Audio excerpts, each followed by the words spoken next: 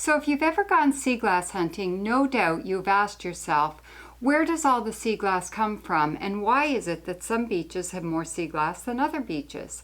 I'm Jackie, and today I'm going to talk to you about 5 clues that I look for in trying to answer this question.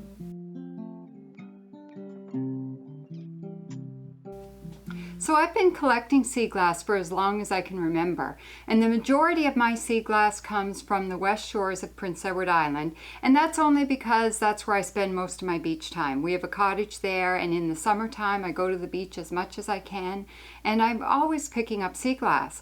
But I do go to other beaches, and then I often find myself asking, where does all this sea glass come from, and why is it that some beaches I go to just don't have any, and then other beaches have lots and lots, and our beach is pretty good, but it's only because I spend a lot of time there that I get quite a bit of sea glass. So a lot of the time when I pick up sea glass, I just enjoy it for what it is, but a lot of times I really want to know where it came from. So I make a lot of guesses about that, and sometimes I get really curious as to where things came from. So just for example, last summer, these 3 great big gigantic pieces of gray were picked up along the shore in front of our cottage. I didn't find all of them. I found one and my mother found the other 2.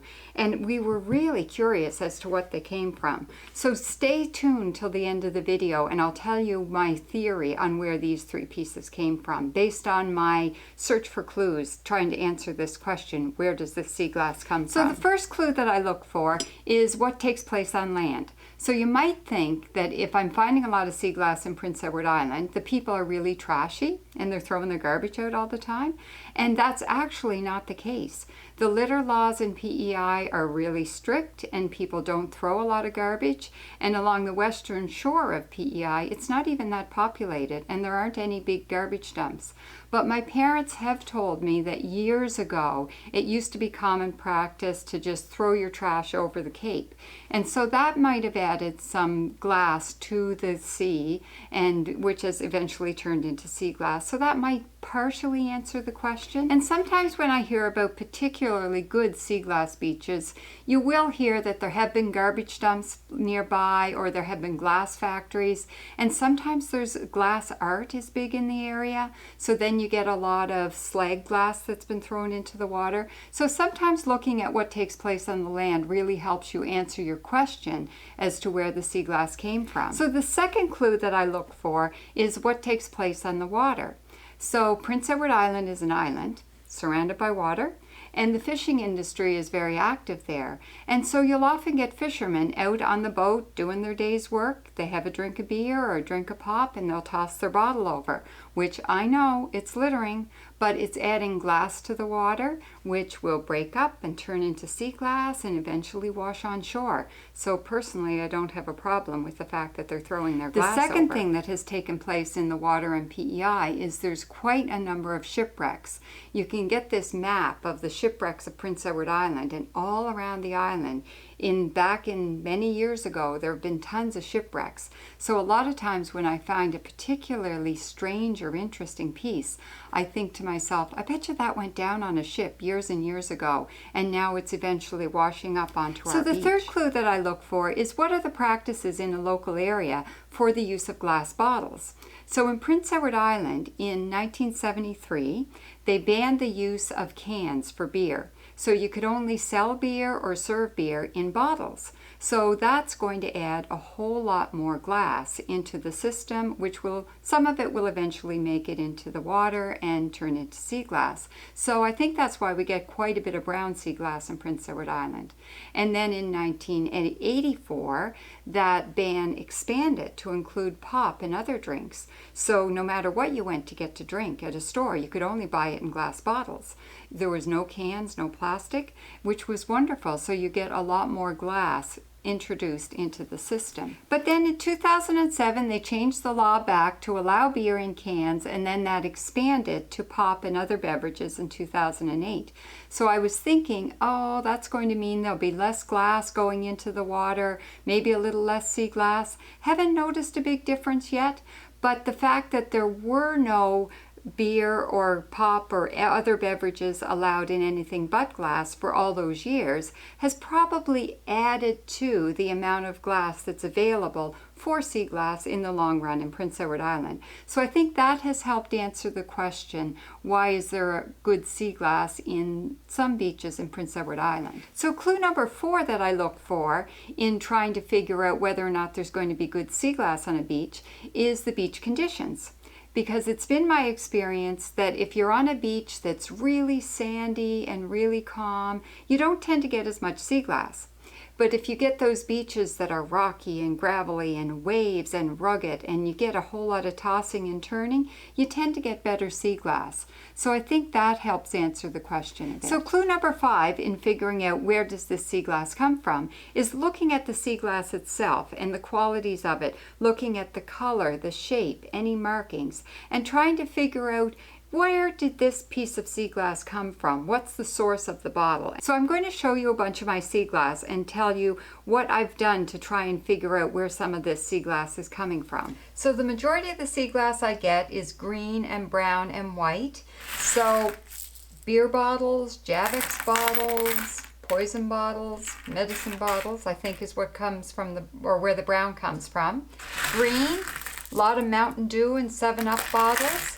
Some beer bottles are green, some wine bottles are green, and white, wine bottles, liquor bottles, pop bottles. A lot of the pop bottles in PEI come from white glass. And then we get all of this sea foam and aqua and all different shades. I don't know if you can see there, you get all different shades of blue-green and green-blue.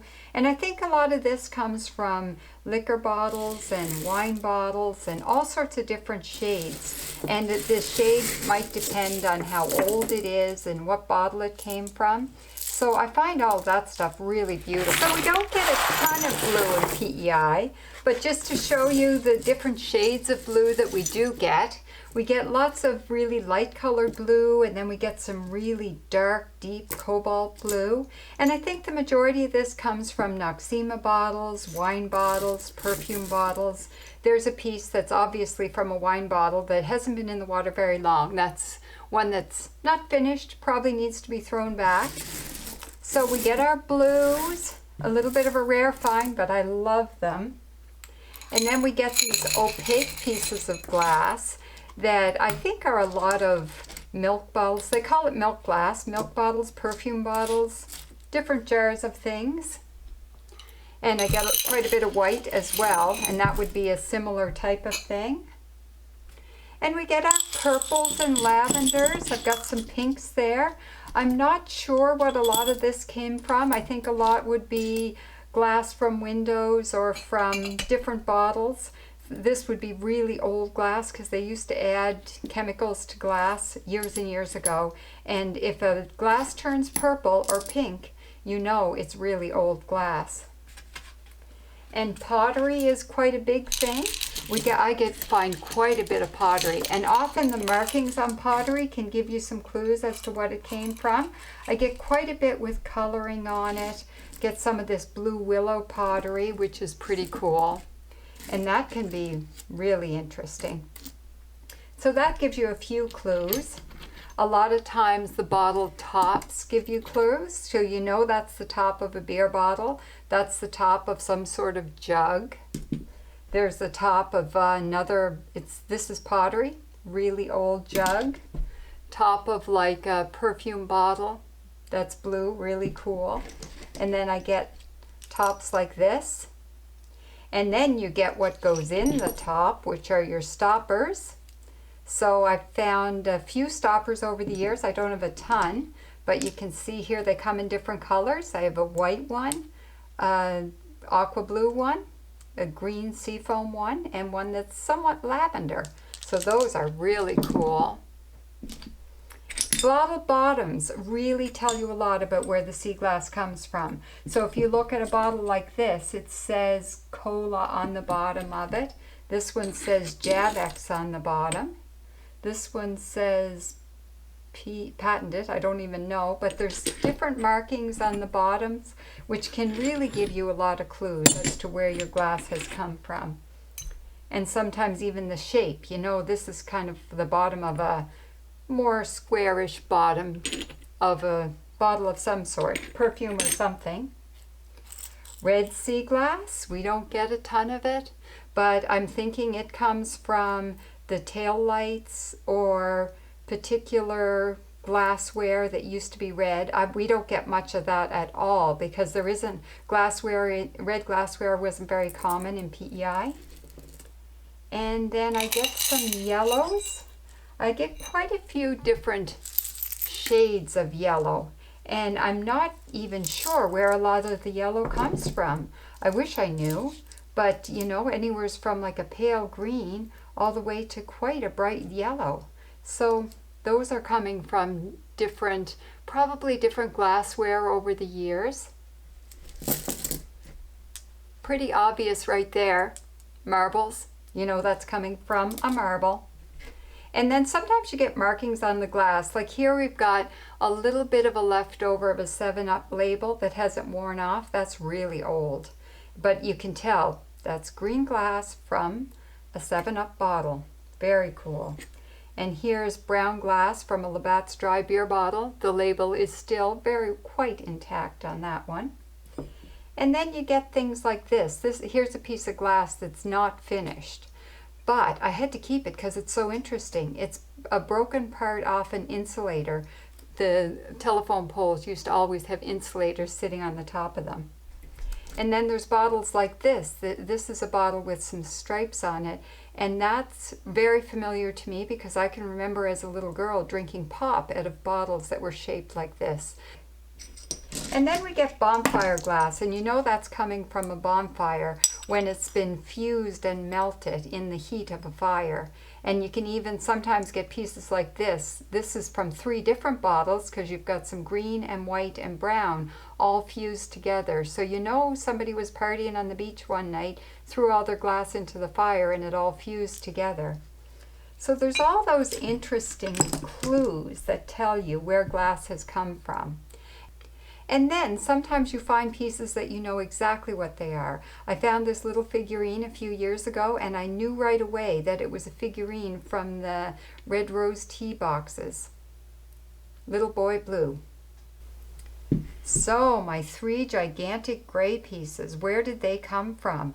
I was really curious about this. I did a lot of questioning around. I took them to the Sea Glass Festival and I asked different people who knew lots about sea glass, people who knew nothing about sea glass, just getting a lot of theories as to where people thought these came from. And the most prevalent answer I got was it probably came from a TV tube, but they are bigger and thicker than most gray TV tube pieces of glass. So my favorite theory as to where these pieces came from comes from my father. My father grew up just across the road from the beach where we have our cottage. And in 1945, just before the end of World War II, there was a plane that went down, and it was a warplane just in front of the beach there.